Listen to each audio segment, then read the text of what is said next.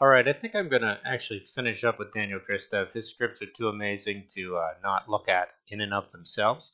But I want to go here because this is really what he taught me and the essence of what I think I understood Grasshopper as. And what you can see is a real use of the maths that can influence not only these interpolated curves in all these different shapes, from circle to helix um, to a conical shape to an interpolated heart. And he's beginning with the points, and these are all basic points, which my boys are starting to be quiet, or else the internet will be pulled off. Basically, the points that are associated with these forms that actually are interpolated to make those curves, and then the scripts and the code that actually is brought into the amazing functions tool that is available here, uh, which is pretty outstanding, um, that I find. Once you understand a little bit of trigonometry, you can start bringing in. If my kids get one more warning, the internet's off 100%. I know they love their games behind me, but it's a late Friday afternoon, and I'm, a 48-year-old dad. All right, so here we go. Oscar and Max.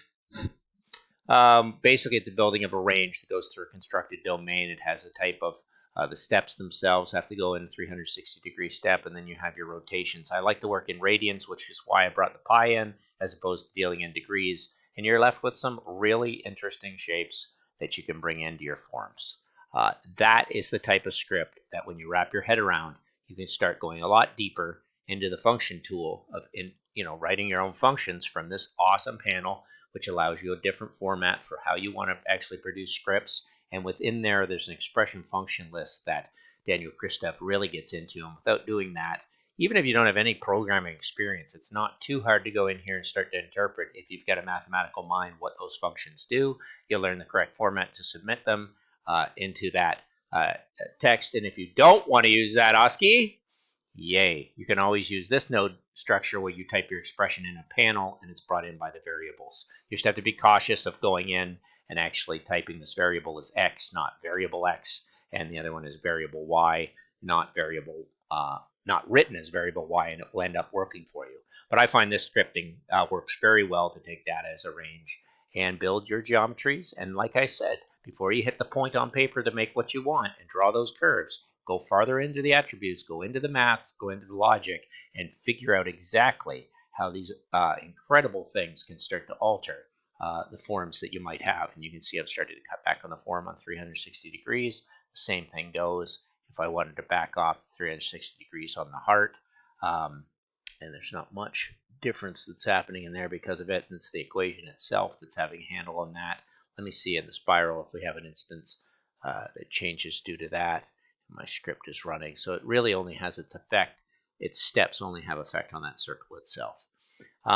Needless to say, you have your parameters, you can play with it, and you start to visualize things that I never was able to do at the University of Waterloo back in 1990 to 1995.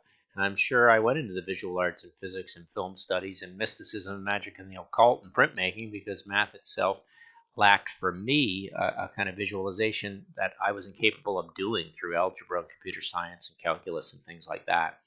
That said, I kind of returned to it. So I thank Daniel Christev for that kind of sensibility. This last one generates a surface from points, uses the expression to play with the U count, which I've always done in the past. Instead of going in and typing in an expression and adding x plus 1, he's actually used the expression tool to do that. There's the points. There's the scripts that come in, which you can go to incredible sites on math programs and learn what scripts can work. There's a holistic cross-reference tool, which we've used before in the past, which allows you to deal all the way through from upper triangles to diagonals to coincidence. And then you're working same thing from a range, from a domain.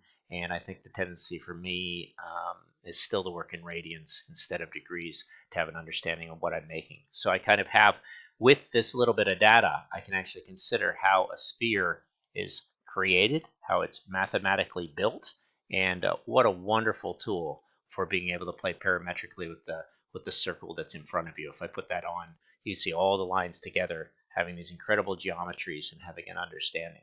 And of course, that's really bringing the mind of the artist and the mathematician back together, which I think it's pretty essential for anybody who's into fabricating or building or has any three-dimensional mind.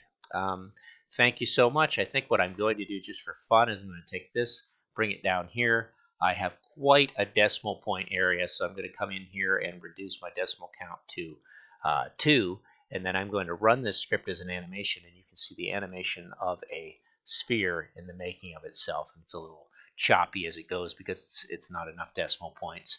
What I'll do is I'll do that again and maybe not reduce my edited count. We'll do double decimals, and we will run that again and see if that acts a little smoother. There we go. You got really how a sphere as a solid is made, and if you consider the intricacies of that and what a point is in comparison to what a uh, uh, I'm going to put this on and actually only render that last one as it renders.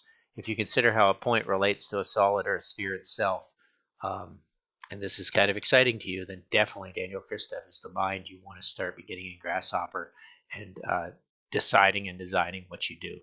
Great tutorials. Thanks so much, Daniel Christev. I'll honor you throughout my sections because you really were the one that got me going.